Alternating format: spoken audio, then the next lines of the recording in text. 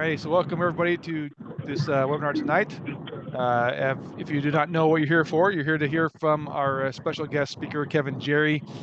Kevin is one of the nation's leading authorities on cost segregation. He's worked on millions of dollars of cost segregation studies, some of the largest property owners in the country. He's been a guest speaker sought after across the world. And so we are very privileged to have him here with us tonight to share his knowledge and expertise with us.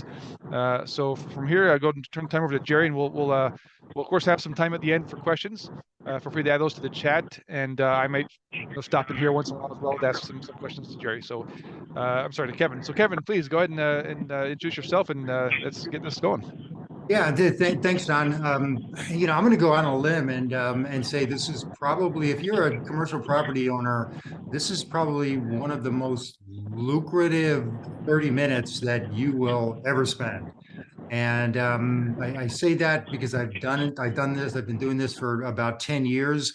And what we're going to talk about today is four extremely overlooked tax opportunities that, to be honest, are well outside the scope of what your CPA is responsible for. So, I always hear, well, I get a great CPA. Oh, I'm sure you do. And he does a great job for me. Fantastic.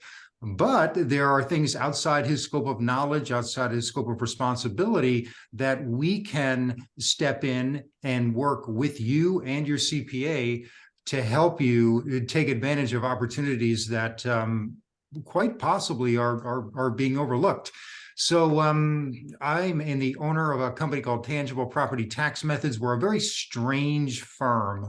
We're a combination of tax professionals and CPAs and engineers. It's a very strange combination. Sometimes we don't work and play well with each other, but nonetheless, what we focus on is tax method changes. And I'm going to kind of go over that, but I really do need to thank Don for being a great client of mine. He's phenomenally super easy to work with. He's got a fund that's absolutely incredible. And Don, I'm just saving, all my money in my piggy bank. And once it's big enough, I will be reaching out and saying I want to take advantage of the opportunities that your fund brings. So we are, what's a tax method change? A tax method change is, if you take a step back, your CPA is using 20, 25 different accounting methods to do your taxes or your client's taxes who own real estate. What we do is we look for, if we can take one or two of those methods out and replace them with two IRS compliant methods, but these new methods will create a tax deferral or tax deduction. Now we've got over 100 years of combined experience, and I'm not going to give you a sales pitch on how great we are. We don't have time. But nonetheless, we do something that is extremely unique, extremely difficult to do, because when you do a tax method change, you don't just stop the old way and start the new way. You actually have to take the new way and go all the way back in time and apply it to when your building was put in service. Now, what we're talking about today encompasses all assets, whether it's cars, planes, trains, automobiles, computers. But I really want to just focus on buildings and campgrounds. So there's four opportunities, and we're going to go through all four. And it's important that when we move from one to the other, that you kind of stop, take a breath, and then we move on to the next, because it's very easy to take all these four and kind of get them intertwined and confused and misunderstood. And this is not easy. I suffered through 16 classes in grad school on real estate taxation. And what I'm going to try to do is give you the best of what I learned and what I've learned over the last 15 years of doing this, and try to do it all in about 30 minutes. So I am jacked up on caffeine, which is good. So let's kind of get into it. So when you do accounting method, like I said, it's very complicated. So you have to take the new method, you have to go back in time and apply it to day one. And then you have to fill out nasty IRS paperwork, forms that are 10, 11 pages that take 36 hours to learn. So a lot of CPAs just don't want to deal with it. They're not paid to save you taxes, as strange as that may sound. Their job is to do your accounting, maybe your payroll, do your financials, and just keep you out of trouble. But there is an opportunity there, and these opportunities are not loopholes. They're not gray area. They're not creative interpretation of the tax rules. They are in black and white. So let's jump into it. Cost segregation is optional. Cost segregation is a way to modify the way you depreciate your building. Now, if we take a look at depreciation, and I'll just do a depreciation 101, we're not talking about, you buy a $100,000 car and drive it off the lot. Now it's worth 80. We're not talking about that depreciation. We're talking about the ability to take a business expense that kind of correlates to the wear and tear of assets. And as assets get, worn down, they become less and less valuable. So depreciation allows you to take a deduction based on the degradation of your assets. Now, depreciation is set up into class lives. And so you buy your $100,000 car, you would depreciate that over 5 years, 100,000 divided by 5. What about a computer? You buy a real nice computer, you would depreciate that over 5 years, office furniture over 7 years. But what about buildings? Buildings are interesting because, okay, well, how long do bathrooms last? How long do kitchens last? How long does my carpeting last? How long does my flooring last? And you would think, I don't know, maybe 10 years, 15 years. No, the IRS has set up a class life of 39 years for a building, and 27 and a half if somebody lives in it. It has no basis in reality. It doesn't matter how long the building lasts. None of that matters. All that the Congress and the IRS has done is set up class lives so that they can offer enough depreciation to you guys so it incentivizes you to invest in real estate, but not so much where you're going to create such a big tax deduction that our Congress is not going to have enough money to spend on whatever they spend it on, whatever they waste it on. So that's how class lives are set up. And so you have a building that's being depreciated over 39 years. But if you say, Kevin, but what about my bathrooms? What about my bathroom in that building? Well, yeah, bathrooms can be depreciated over 5 years. Okay. What about my flooring? Well, flooring can be depreciated over 5 years. Well, what about, I have this elaborate security system. Man, that can be depreciated over 5 years. So the question always becomes then, why am I depreciating these over 39 years? And here's, if you get nothing out of this presentation or talk, I want you to remember this. The shorter the class life, the less taxes you pay. So let's say you have a $100,000 or $1 million building. You're depreciating it over 39 years. You get $22,000 a year in a tax deduction. Well, what if you could take that $1 million and depreciate it over 5 years? Now it's $1 million divided by 5. Now instead of 22,000, you're getting 200,000.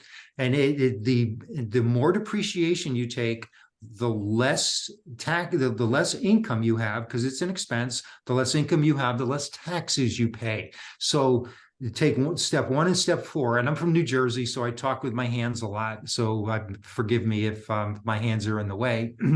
But so a shorter class life equals less taxes. Okay.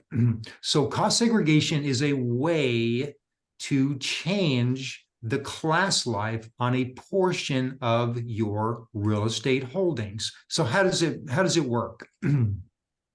Well, it's the theory is actually pretty simple, but it's really complicated and to do it. You want to eat the hot dog's great, but you don't want to see how it's made.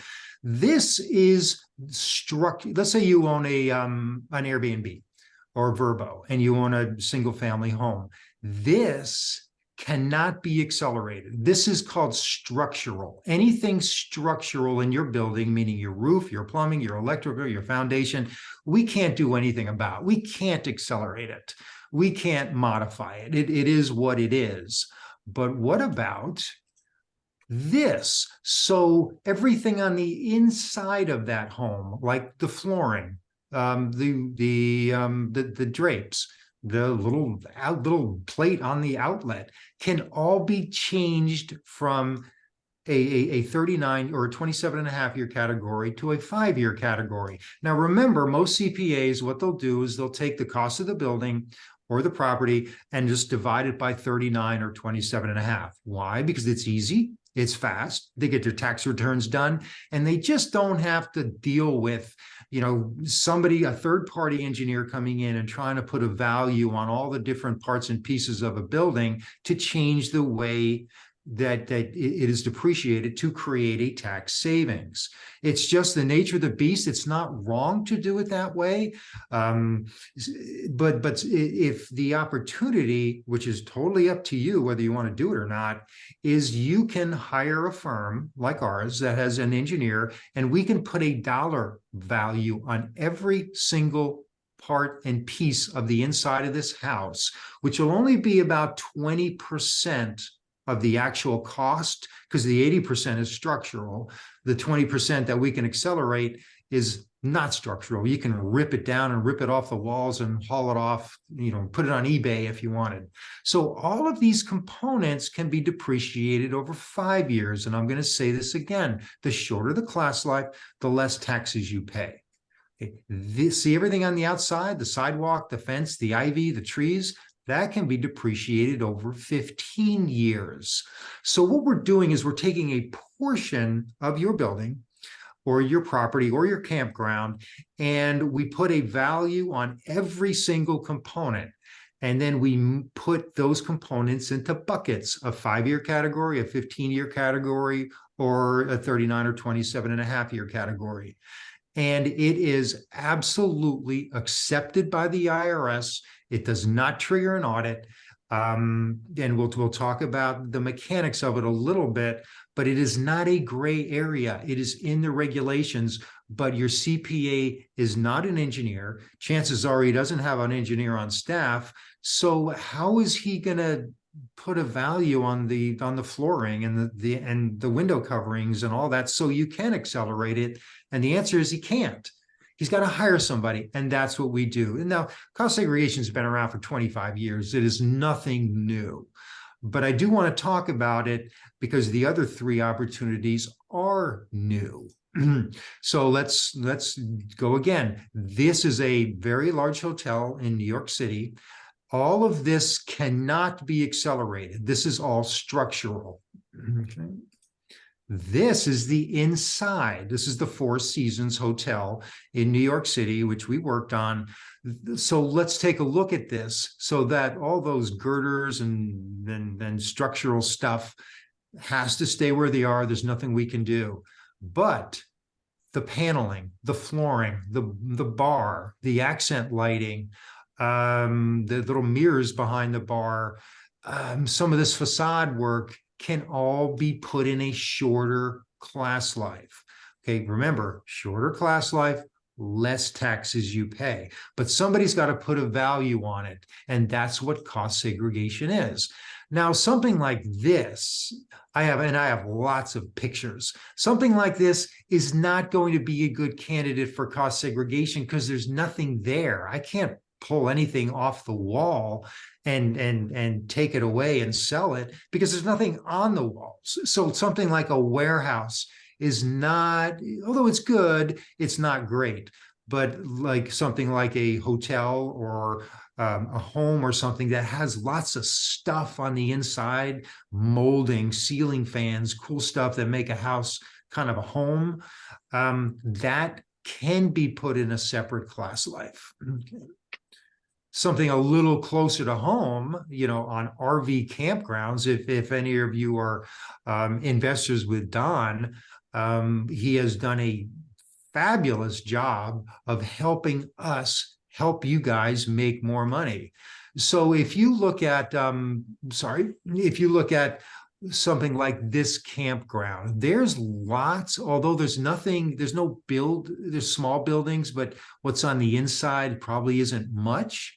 But every single pad, every single electrical hookup, all of the fencing, all of the security system from a campground or an RV park can be accelerated, meaning we would take it from a 39-year class life to a 15-year class life.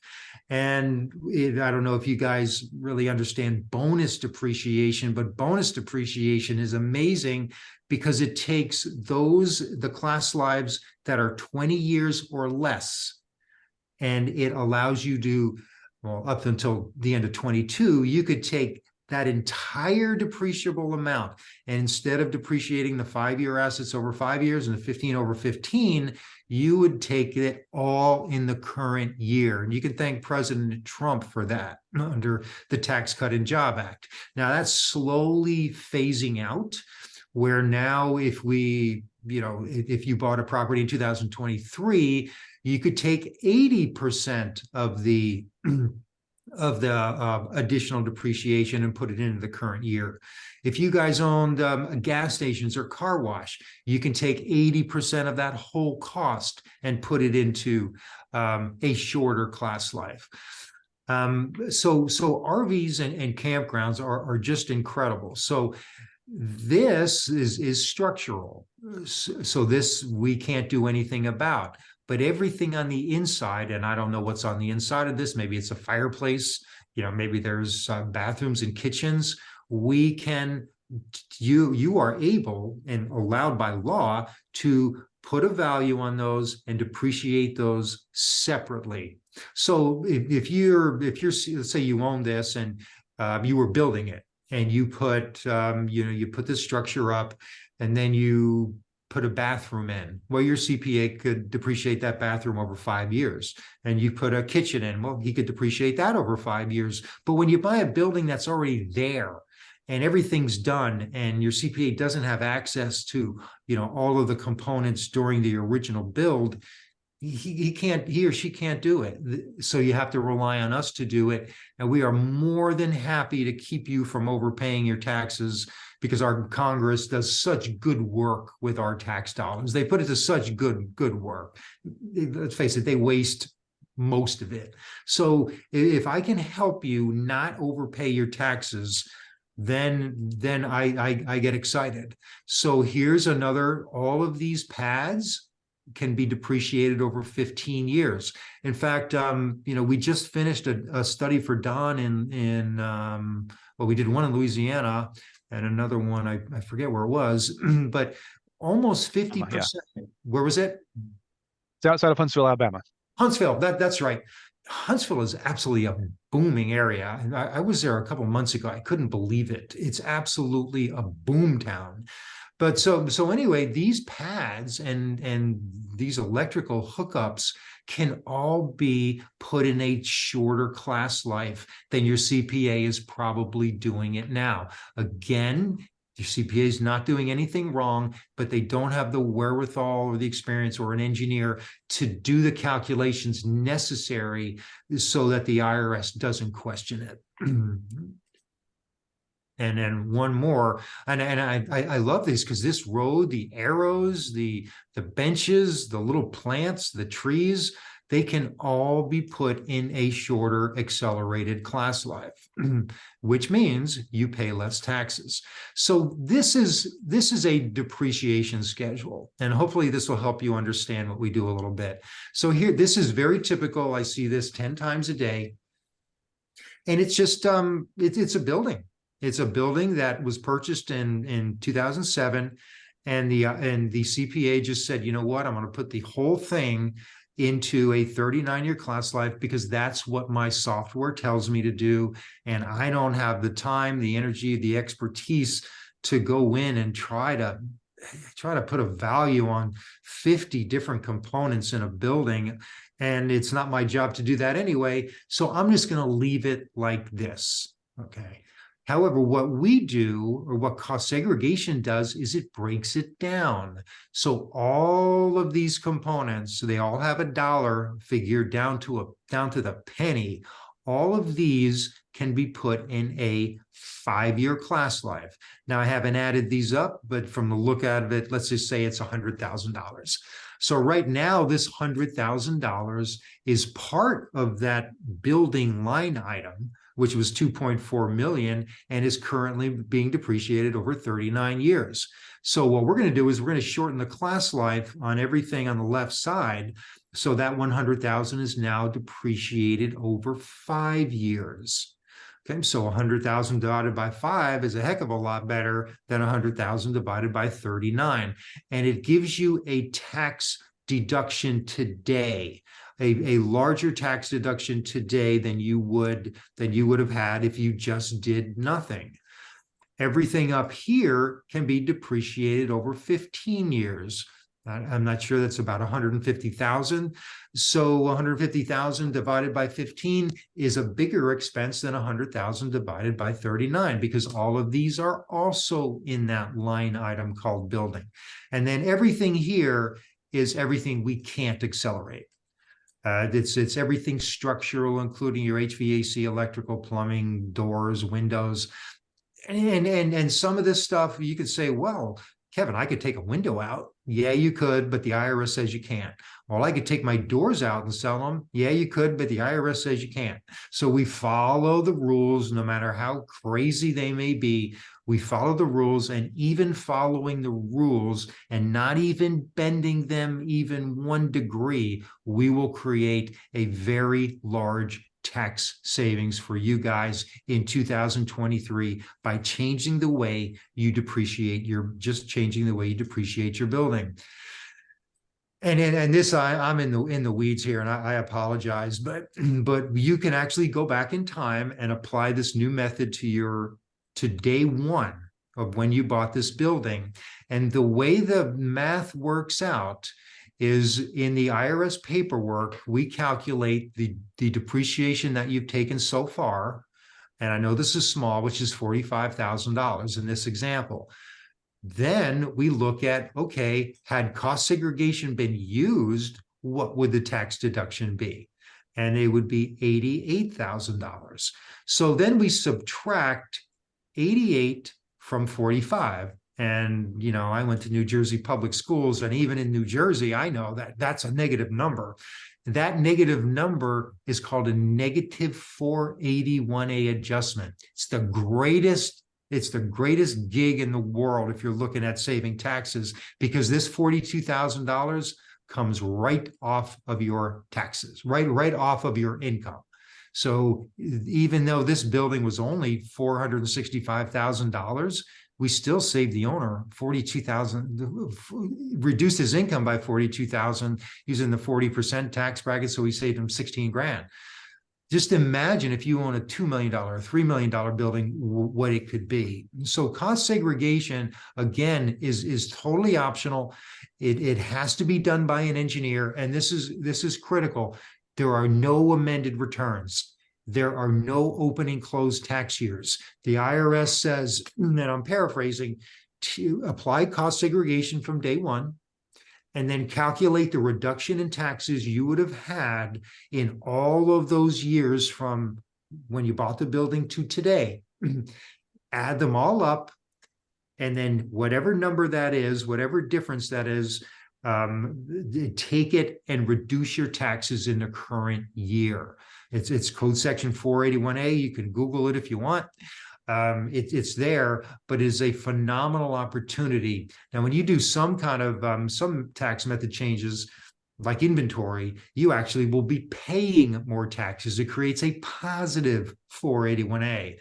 That's bad. Negative is good. But for depreciation, it is phenomenal because it creates a negative number, and that negative number reduces your taxable income. Okay, that's number one. And I know that's a lot of information to try to digest. but my contact information, Don's contact information is on the first and last slide of this presentation. Please feel free to reach out.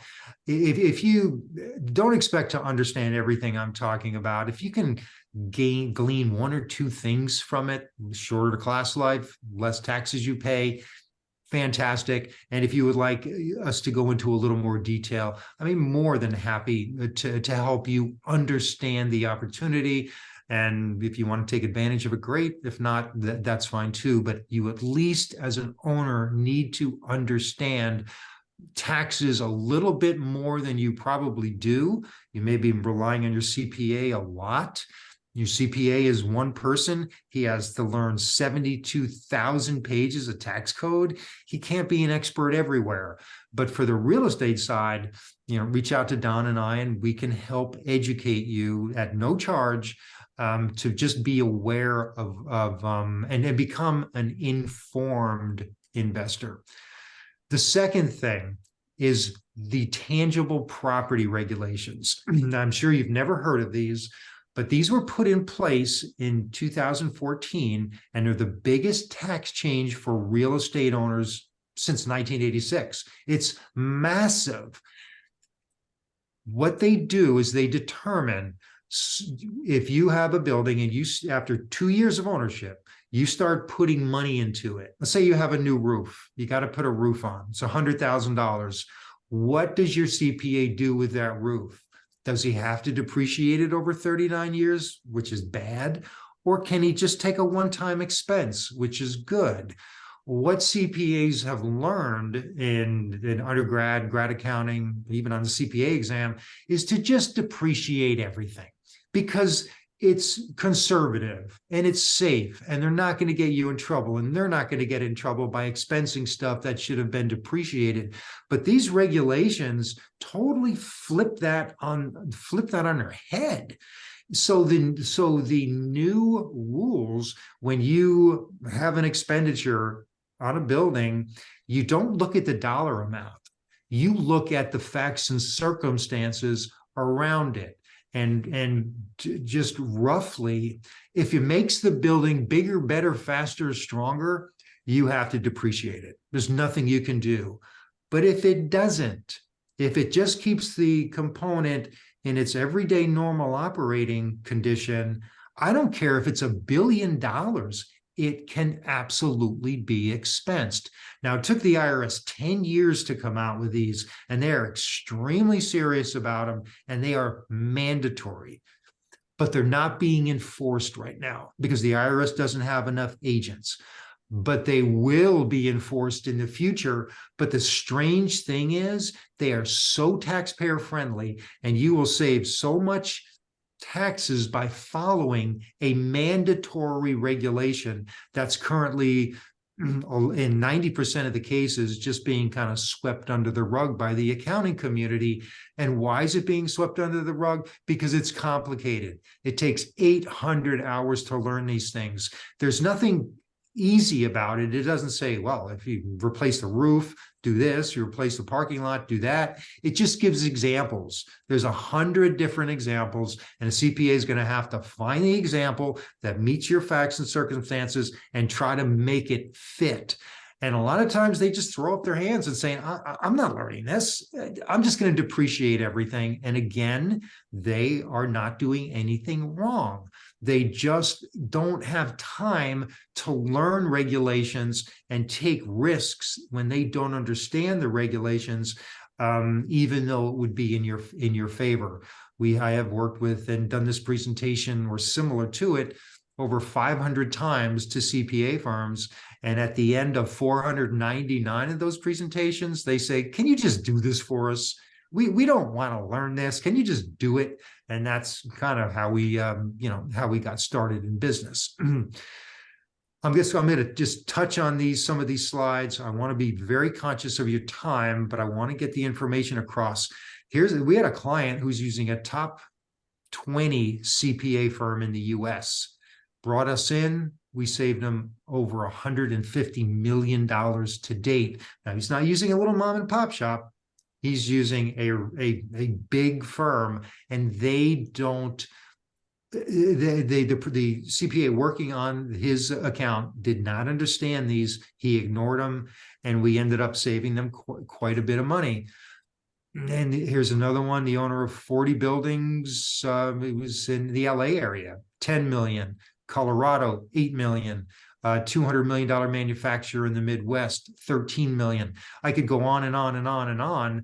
But what we do is when we will take a look at all of your expenditures that are currently being depreciated. We'll have to get a little more information, and then my partner and I will make a decision. Yes, we can expense this, or no, let's just leave it as is. If we can expense it, we do the same thing. Remember that 481A adjustment? When you do a tax method change, you have to go back in time and apply it. We can do the same thing. We can go back in time, look at everything that's being depreciated, any improvement, renovation, whatever your CPA called it, and get a little more facts and make the decision. If this was done today, and these regulations were followed, would this be expensed, or would it have to be depreciated? If it can be expensed, we'll go back, take the remaining basis that hasn't been expensed, and give a one-time write down or one-time expense in the current year. No opening close tax years, no amending returns. And by the way, those nasty tax forms, we sign them. We do the calculations and we sign them, and they all say, under penalty of perjury, you're saying that these numbers are correct. Yes, so we sign it. You have no risk. Your CPA has no risk. We take on the risk, and it's not even a risk because we're following the letter of the law. If you got insomnia, I highly recommend that you Google tangible property regulations, irs.gov, and start reading them. You'll be out like a light. But here they are. If you want to go in and just make sure what I'm telling you is what the regulations say. So why are they not following these? We kind of talked about that a little bit, but the IRS did a crappy job of introducing them. When they were introduced in 2014, you had to fill out that 3115 that takes 36 hours to learn for every single client. It was a nightmare. And then the IRS said, fine, follow the regulations, but don't fill out the paperwork. And so what CPAs heard was, I don't have to follow the regulations. Now, that's one of the reasons why they're not being followed. The other reason is the complexity, too much time, and to some people, they just don't make sense. So here, if here are the ones in bold are really the low-hanging fruit here. Apartment buildings, if you own campgrounds, hotels, and residential rental properties, whether they're single family or multifamily. That is where the majority of opportunities lie within these regulations. Now, all these other vertical markets, they're also great, but these guys are better because in those vertical markets, you tend to spend a lot of money. You tend to spend a lot of money upgrading them, you're repairing them. When people live somewhere, they tend to be very hard on the property. And so that's why the harder they are on the property, the more money you got to put in to keep it in its everyday operating condition. So those are why these vertical markets are so lucrative. And we're kind of running slowly out of time, but I have so much more information to give you. I'm going to have to kind of skip forward. But if you have these regulations apply today for 2023, they also apply going back to when you purchased your building. If we just look at what expenditures you did for 2023, maybe I can give you some ideas. If it's under $2,500, a single expenditure, expense it. Just expense it. If it's something like painting a house, or painting a building, or restuccoing. I live in Phoenix. Restuccoing is pretty common. But if you're going to say you restucco a house, and you know you're going to have to restucco that house in 5 years, you can expense it. It doesn't matter how much it cost. You could be restructuring restuccoing the Empire State Building. It could be in the hundreds of millions of dollars. It can still be expensed because it's routine maintenance, and what you do today, you're probably going to have to do within 10 years, so you can go ahead and expense it. This is the most overlooked opportunity that I've seen in 10 years.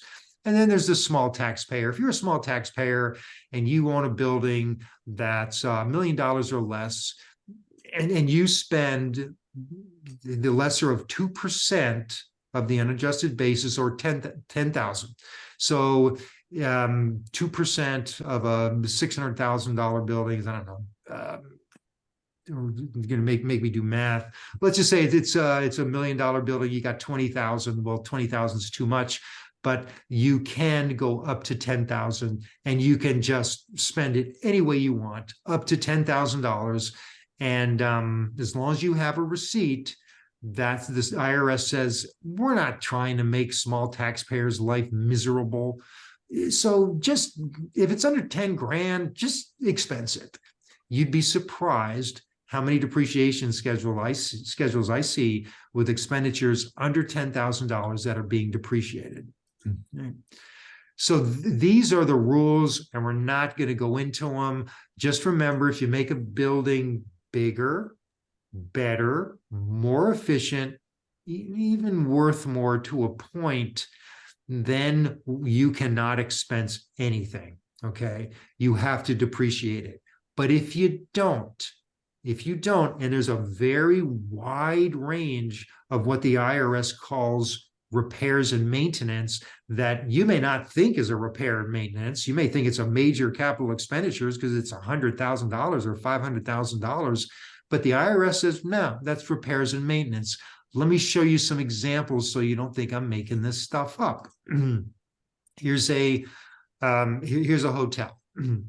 And now this is the 2-year rule. So if you buy a hotel or a building and you do any repairs during the following 2 years of ownership, you have to depreciate that. Even as simple as regrouting tile, repairing millwork, replacing doors. I mean, little picayune stuff. The IRS says, no, if you do it for the first 2 years, you have to depreciate that. You cannot expense it. And the reason is because you probably got a deal on the building because all this stuff needed to be done. And second of all, it's the building degraded before you bought it. You know, if it degraded while you bought it, fine, you take the expense. But if it degraded before you bought it, the IRS doesn't allow it. Now that's the bad. Let's take a look at the good. Here's windows. Building has 300 windows. You replace 100 of them. You're not required to capitalize it. And not required to capitalize it means you have to expense it. Okay. Flooring.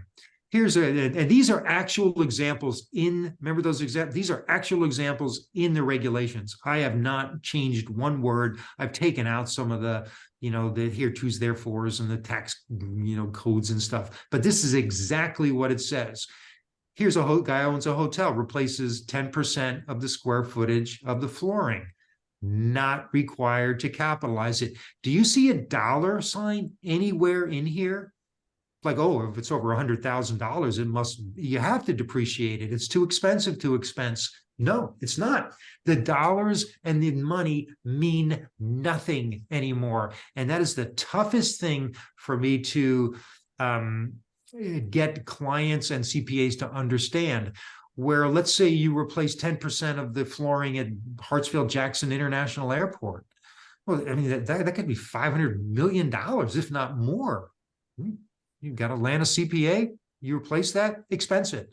The IRS set this up to be very taxpayer friendly, but also because they were tired of losing court cases. So they took all the precedents and all the regulations that were piled on top of each other and just came out with quote unquote easy to understand regulations, which are even more difficult to understand. But the opportunity for you guys to save money is incredible. Plumbing. Oh, here, I replaced 8 out of 20 sinks. expense it. Electrical, I replaced 30% of all the wiring. Does it say how big the building is? Does it say how expensive the wiring was? No, it doesn't matter. You replace less than 40% of a component, like 40% of the wiring, you can expense it. 40% of the windows, expense it. That is, and that is overlooked. And this is in most cases outside the scope of what your CPA can do, is willing to do, and is responsible to do. Now, the other part of this is, remember I said if it makes a building bigger, better, faster, stronger, we just took a look at, did it make it bigger? Now is it making it better? So here's a guy in spraying insulation. So this, in the example, he had asbestos. This building owner had asbestos in his building. Nasty cancer-causing stuff. He had to rip it all out to probably the $100,000 and put new insulation in. But guess what? The new insulation is not more energy efficient than asbestos. Asbestos is what it is, but it's very energy efficient. Kills you, but at least you don't overpay your bills. But if it's not more efficient, then you can expense it also. And so all of these examples, I'm just giving you just so you can maybe get your antenna up thinking, you know what, I've got to replace a bunch of HVAC units, or, I replaced a roof a while ago, and I wonder if that would qualify. Possibly.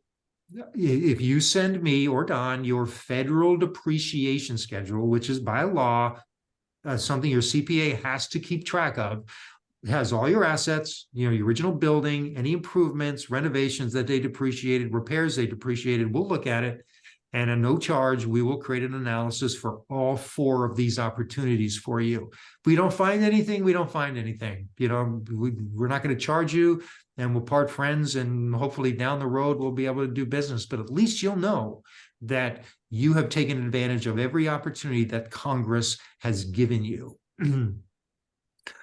Okay, we're gonna move real quickly, but just know that if you replaced an HVAC unit, one of those compressors, and it's 10% more energy efficient, you can expense it. Yeah, but you say, well, my old HVAC system's like 40 years old. Of course, the new one's going to be more energy efficient. So the IRS says, yeah, we know that. So if your old HVAC system was just kind of middle of the road HVAC system, replace it with another middle of the road HVAC system, and you can expense it. Now your HVAC contractor is going to try to sell you, a fire-breathing dragon that's like 5 times more efficient, and he's going to try to sell you on energy savings. And yeah, he's right. But from a tax standpoint, it is much better to buy the same quality as you had before rather than a better one. If you buy a better one, now you've got to capitalize it over 39 years. If you buy one middle of the road, you can expense it. And the other thing is, when we were looking at sinks and wiring, remember that 40% rule? If you replace, if you have, let's say 10 roof-mounted units, just reading this, and you replace 4 of those, you can still expense it. If you replace 5 of those, now you've got to capitalize it, because you're affecting a large portion of all of the HVAC. And I know this is complicated. I know it doesn't make any sense whatsoever, but just know that your HVAC contractor wants you to replace them all. He'll give you a deal if you replace them all. Don't do it. Replace them as needed throughout the year. Don't replace them all, because you'll have to depreciate those. If you do onesie twosie as they start going out, you can expense them. Okay. Even if you did all 10 in the same year, if they were done on an as needed basis throughout the year and not part of one massive invoice, you can expense it. All right, roofs, and then we're going to be done, and we can take Q&A. And roofs are the low-hanging fruit. It really is. Here is an opportunity, or here's an example that shows an opportunity of a roof that is covered with shingles. I'm from back east. Shingles are very common. If it was a commercial building, it would be a membrane. So here's a guy, Y, he's a very creative guy. His name is Y. He replaces all the shingles on his whole roof. And this roof could be as big as a city block. But if he only replaces the shingles or only replaces the membrane, he can expense it. Otherwise, it's got to be depreciated. So if you have a roof and you got to redo the roof, and you don't have to go down to the trusses. And, if you stand on the top floor and look up, and if you don't see sky when you look up, that roof can be expensed. Again, it doesn't matter what it costs. It matters that you're just replacing the shingles or the membrane. Okay. Parking lots, the same thing. You resurface the whole parking lot. You're not making the parking lot better. You're just making it look pretty. This is a Costco. I mean, this is a massive undertaking. They expensed it. They expensed the cost of repaving this entire parking lot. And then 3 and 4, and this is a client of mine. Let's say you can't expense it. Let's say there's like this roof over here on the left. I have a client named Billy, wonderful guy, sent me these pictures, says, Kevin, I'm replacing the roof. Can I expense it? I was like, Billy, no, you can't expense it. My gosh, you're down to the trusses and the plywood. No, you have to depreciate that. And he was kind of bummed out. And I said, but wait, there is an opportunity. Here's the opportunity.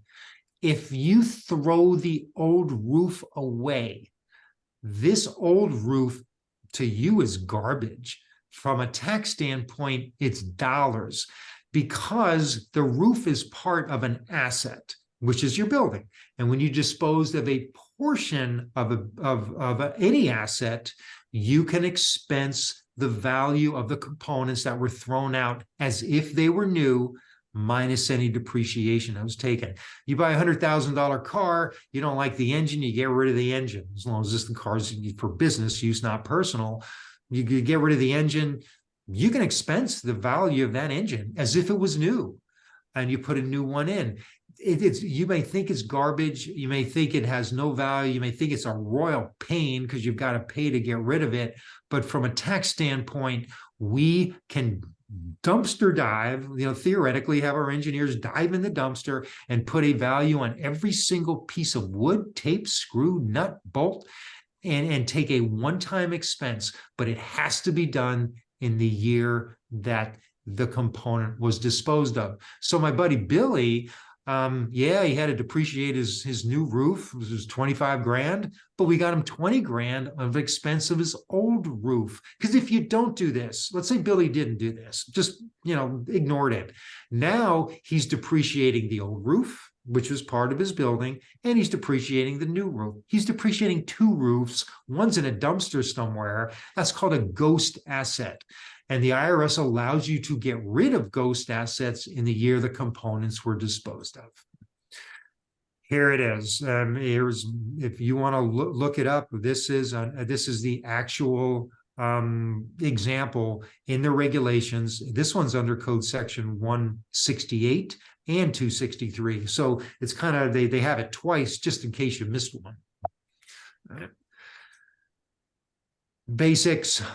We talked about cost segregations, optional, phenomenal opportunity, but these regulations are mandatory. All taxpayers must comply, but they're very, very friendly. They're very much in your favor. You just got to get somebody who knows about them so they can work with your existing CPA and yourself to take advantage of these opportunities. Again, they are not loopholes. They do not trigger audits. You do not amend returns. There is no risk. We sign the tax paperwork. So I know that's a lot of information. And it's if you can pick up just 2 or 3 different ideas, call me back, ask me some questions. I am more than happy to help you guys.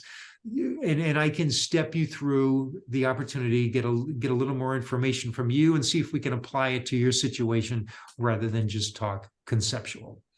So that is about as overloaded of information that I can even I could even think about doing, Don.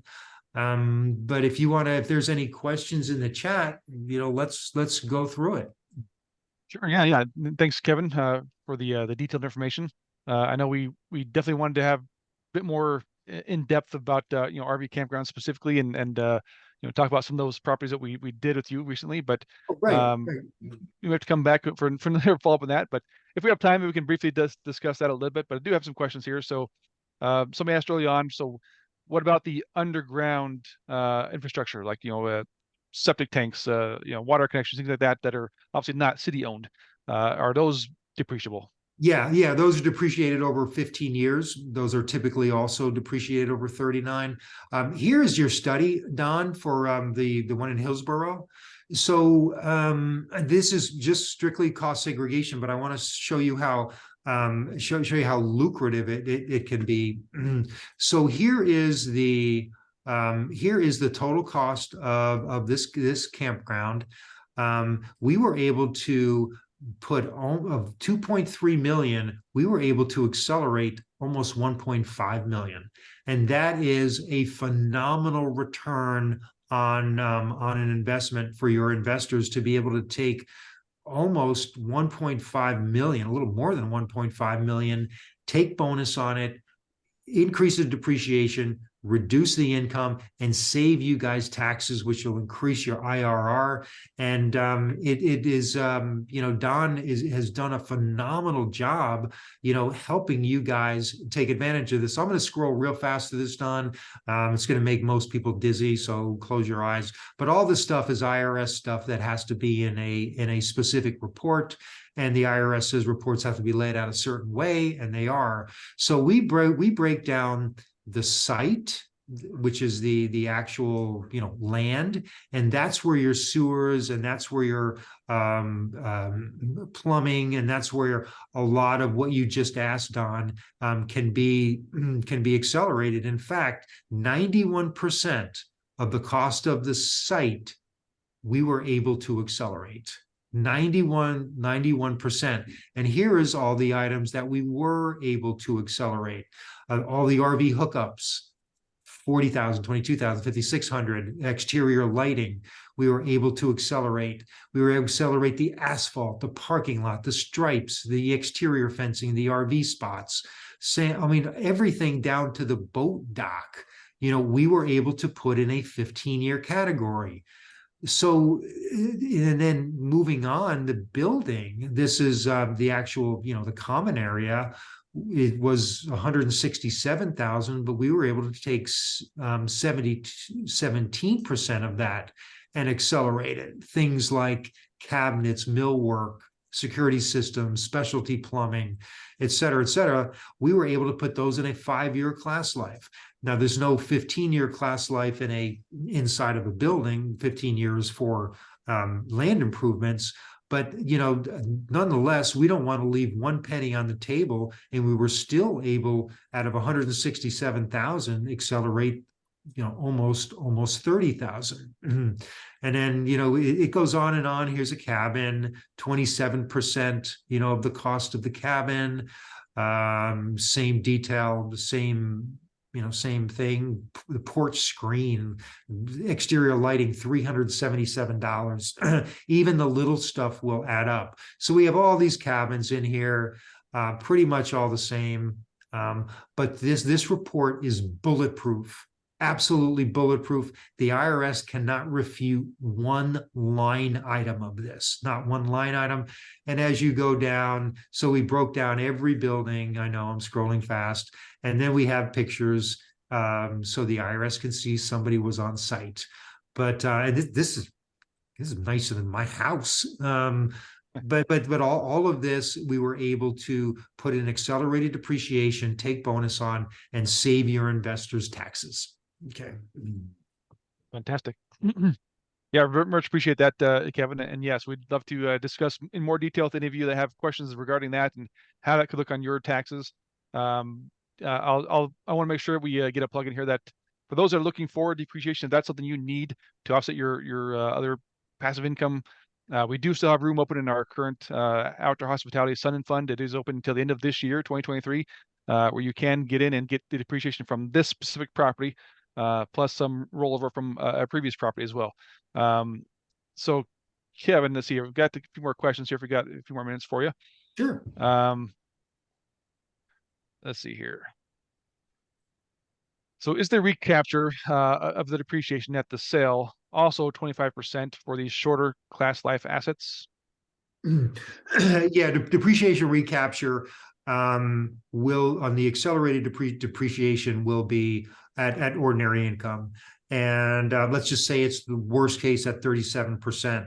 So you would pay an additional 13% on depreciation recapture for those accelerated items. But if you take into account the time value of money, where a dollar today is worth a heck of a lot more than a dollar 10 years from now, the numbers really do work. So you're going to pay back that depreciated recapture at 37%.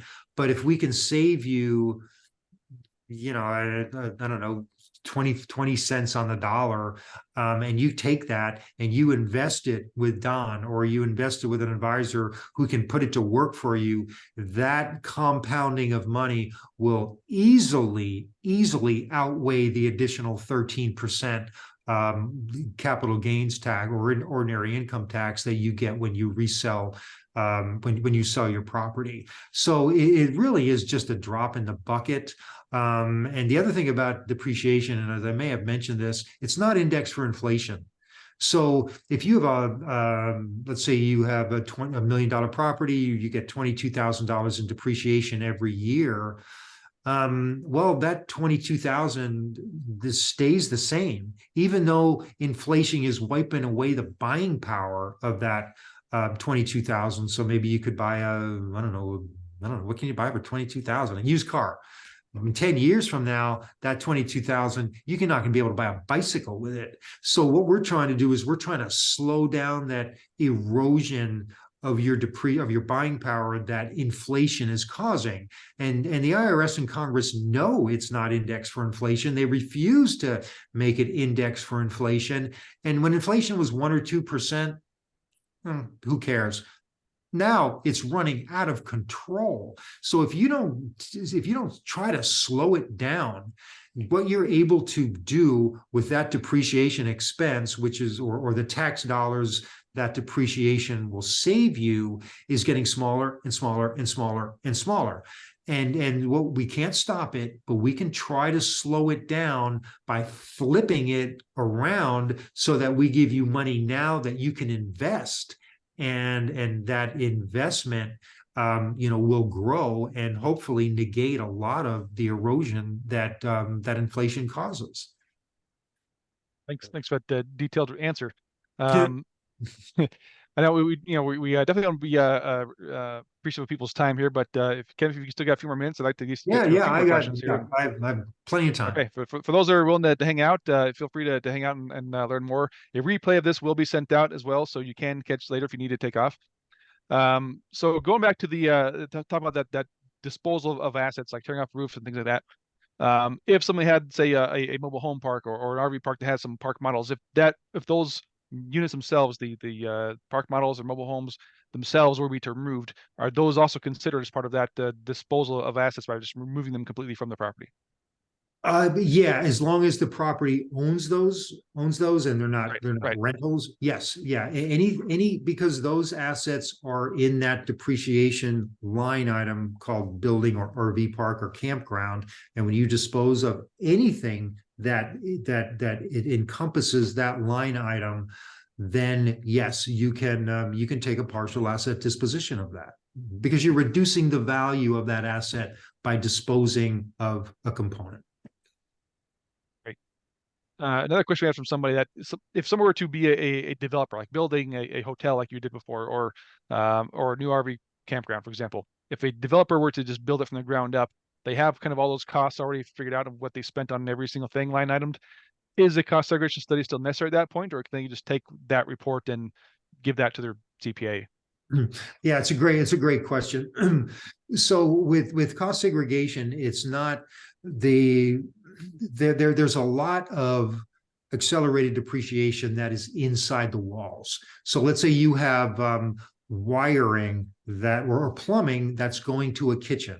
Well, a CPA is going to look at plumbing and piping and say, well, that's got to be in 39 years. But if that plumbing that's going to a kitchen, only going to a kitchen, that can be accelerated. Let's say there you have some, cool lights there. The wiring that goes to those cool lights can be put in a 5-year class life, where typically wiring is all 39 years. So there's, let's say if you're a manufacturing facility and, you've got like a circuit breaker box, and this circuit goes to your manufacturing equipment, this circuit goes to your overhead lighting, etc. The actual electric and plumbing that's going to that manufacturing piece of equipment can be put in a 5-year class life.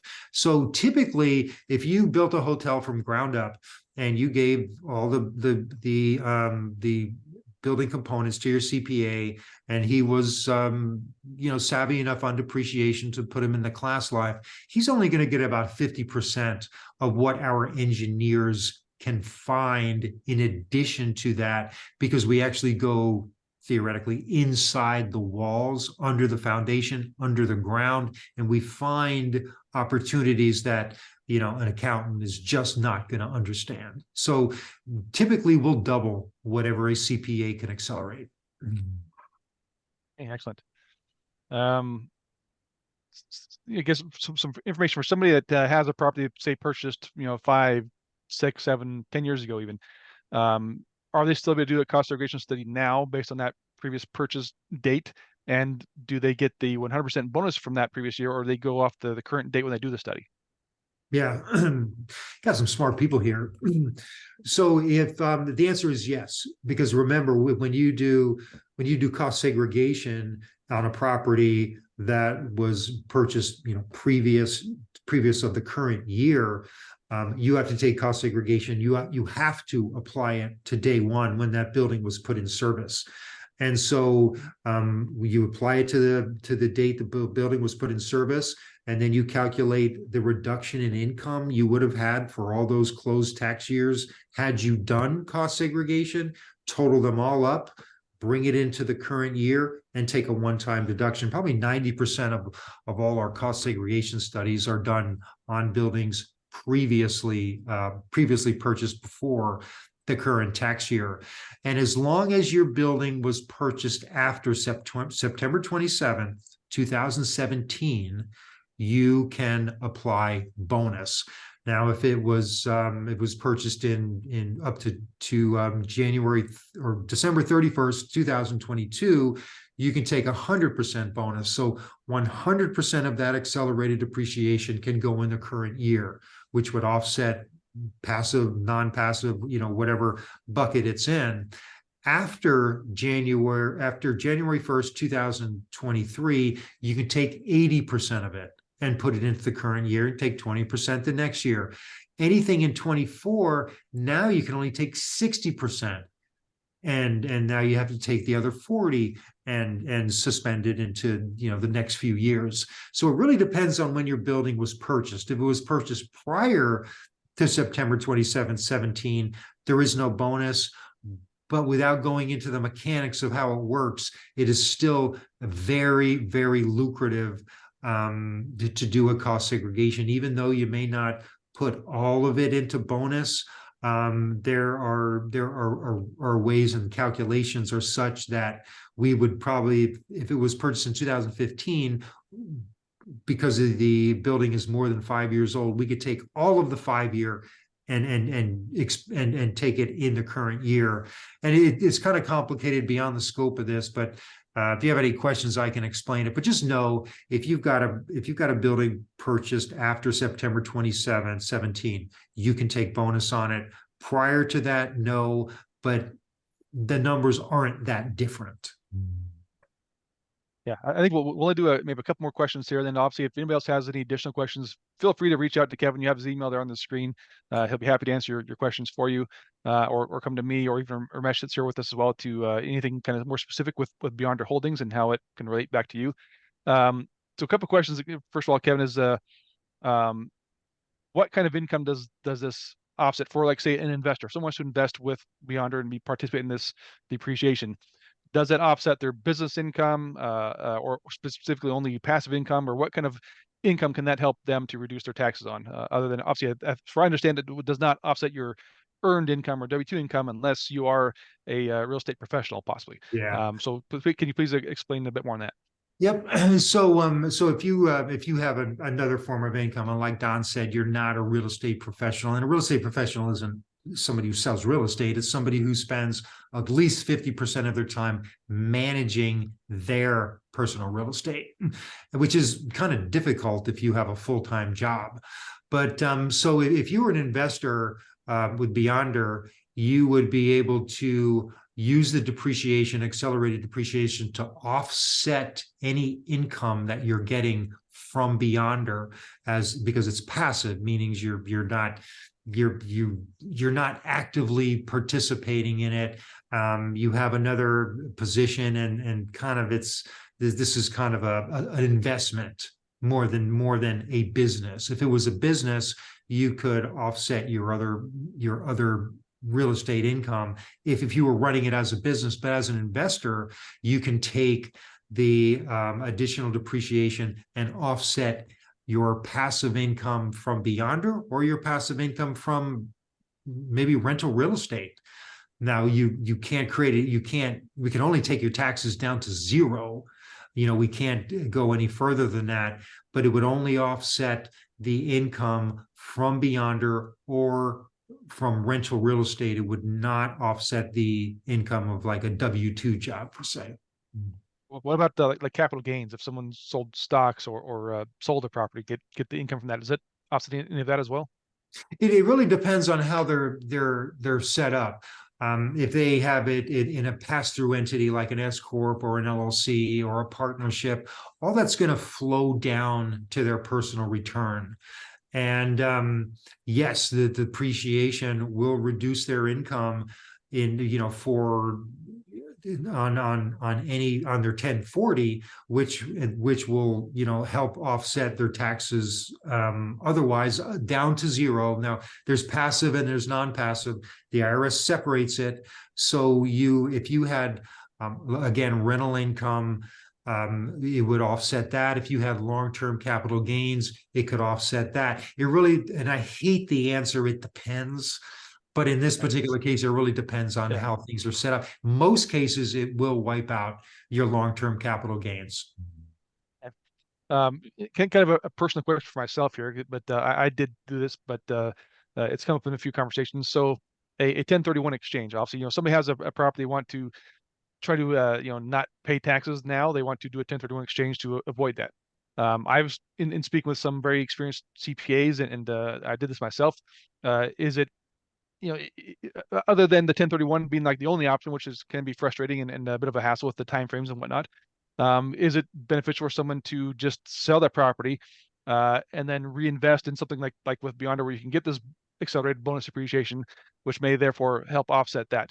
I personally, that's what I did last year. I sold a couple of my fourplexes and just reinvested it back into our Beyonder fund as well. And it, on my taxes, it did completely offset the gains from that. So I guess from your opinion, is it worth doing a 1031 exchange and going through that hassle, or is something like this a good alternative to all that headache? Yeah, 1031s are not what they used to be. It used to be where, if you did, let's say, a cost segregation, and you had all the 5-year components, all the 15-year components, all the 39-year components all together, and then you bought a new property, you would just kind of 1031 the 5-year into 5-year, the 15 into 15, the 39 into 39. It was very simple. It was great. But the one downside from 2017, that Tax Cut and Job Act I was talking about, is now you cannot take anything that is non-structural, meaning anything we accelerate, and 1031 it. You have to pay, even if you do a 1031 exchange, you still have to pay ordinary income on what was accelerated. So again, you could maybe take 80% of your of your building and do a 1031 and reduce your long-term capital gains. But the other 20% that we accelerated is paid back at an ordinary income. Now, besides the time value of money, besides all the other factors from a simple standpoint, it's not as good as it used to be. So, with the 1031s, I mean, if you find a property that's, phenomenal and you love it, yeah, it's probably a great idea. But 9 times out of 10, I see investors just are so freaked out by that 25% that they'll buy anything. And it ends up being a terrible investment because the clock's ticking. You got intermediaries, you got all this stuff. Personally, I don't need that stress. I'll pay the 25%, especially if I made a bunch of money. And then that way I can wipe the slate clean and look at something like Beyonder Holdings or a triple net lease or something that gets you away from the stress of possibly owning a terrible investment or a money pit that just, you just throw money at. Personally, I would much rather give it to you, let you work your magic, and I'll sit back and, smoke cigars in my pool and let you worry about it. So, right. It's just kind of personal thing, but 1031s after the Tax Cut and Job Act are nowhere near as lucrative as they used to be. Great to know. Great. Thanks for that. Yeah. All right. I'll do one more last question here, and then we'll let you go. But again, feel free to reach out to Kevin if you have questions about his services. I highly suggest you talk to him and speak with him about your personal tax situation if you need a tax advisor, or if you need to do a cost segregation study on any of your properties or people you know. So final question here is, and this is kind of more specific to RV campgrounds. So for like in our case, or somebody else here that actually says he has a property under contract for about $4 million. What percentage of the purchase is towards land? Is that typically 10%, 20%? Just so someone is buying a property may know what to expect. Yeah, just and that's another good question. Land cannot be depreciated because the idea is a building will degrade in value, so you can take a depreciation expense, but land in theory accelerates. So the IRS says you're not depreciating land. The IRS is very vague about land. It says in the regulations, you use a reasonable approach to come up with a land valuation. Reasonable approach. So I can think of 50 reasonable approaches. You can get an appraiser, you can get on the county tax records, the state tax records, and come up with a number. But the IRS actually doesn't care what the number is. And if they asked you, well, Mr. Don, how'd you come up with land? And you said, well, we looked at all the other comps in the area for land. And when we bought this, came up with the cost per acre. We did 10 comps. We threw out the high and the low. And this is what we came up with. Fine. IRS is good with that. Well, we went off of county tax records. Okay. Well, we went off of, we hired an actual land appraiser. Okay. As long as you don't say, I don't know, that is a reasonable approach. But land is extremely subjective. Don may see land in Huntsville, Alabama and say, man, that's worth $1 million. I'll look at it and say, that's worth $100,000. And so it's subjective. There's no right or wrong way. But just know that the IRS will look at your land valuation. And if they ask you how you got it, come up with something. The best thing is to look at comps.